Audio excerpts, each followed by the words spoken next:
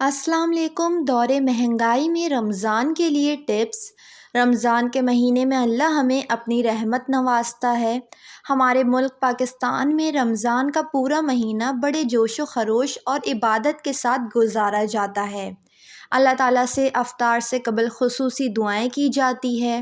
اللہ ہمیں صحت کے ساتھ رمضان گزارنے کی توفیق عطا فرمائے تاکہ ہم رمضان کے پورے روزے رکھیں اور رمضان کے فرائض پورے دل سے ادا کریں، آمین۔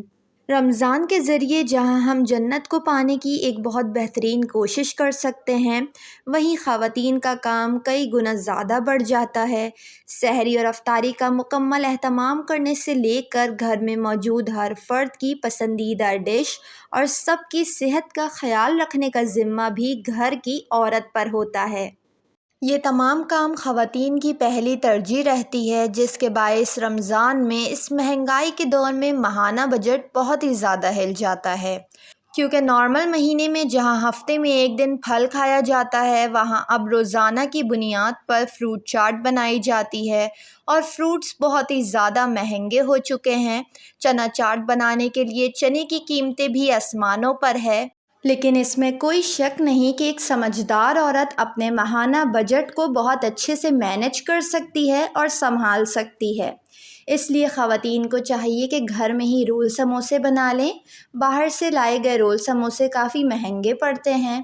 جاب کرنے والی خواتین کے پاس ویسے بھی بہت کم وقت ہوتا ہے، ایسے میں وہ ڈبہ پیک کھانے لا کر فریزر میں رکھ دیتی ہیں، جو کہ صحت کے اعتبار سے بالکل بھی ٹھیک نہیں۔ اس لیے ان کو چھٹی والے دن چھوٹی موٹی ضرورت کے مطابق چیزیں بنا کر فریز کر لینی چاہیے۔ رمضان کا ماہانہ بجٹ خراب ہونے کی سب سے بڑی وجہ پورے مہینے میں میانہ روی سے کام نہ لینا ہے۔ روزانہ کی بنیاد پر گھر میں 5 سے 6 اقسام کی تلی ہوئی اشیاء بنانا، وہ بھی اتنی زیادہ تعداد میں کہ افطاری کھانے کے بعد پیٹ میں جگہ نہیں ہوتی اور وہ اشیاء بیکار پھینکنی پڑتی ہے یا ضائع ہو جاتی ہے۔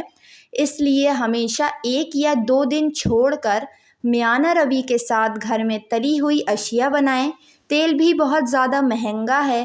ان تمام باتوں پر خواتین کو ضرور غور کرنا چاہیے اور عمل کریں، کیونکہ اس مہنگائی کے دور نے ہر کسی کی کمر توڑ رکھی ہے اور اس کے بعد عید کی شاپنگ کرنے کے لیے بھی کافی زیادہ بجٹ کی ضرورت پڑتی ہے۔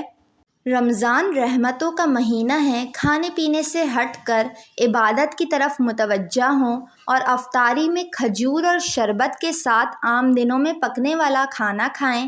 اس طرح بجٹ متاثر نہیں ہوگا اور کبھی کبھار آپ تلی ہوئی اشیاء اپنی پسندیدہ ڈشز افطار میں بنائیں۔ اللہ تعالیٰ ہم سب کے رزق میں برکت عطا فرمائے، آمین۔ ویڈیو کو لائک اور چینل کو ضرور سبسکرائب کر لیں۔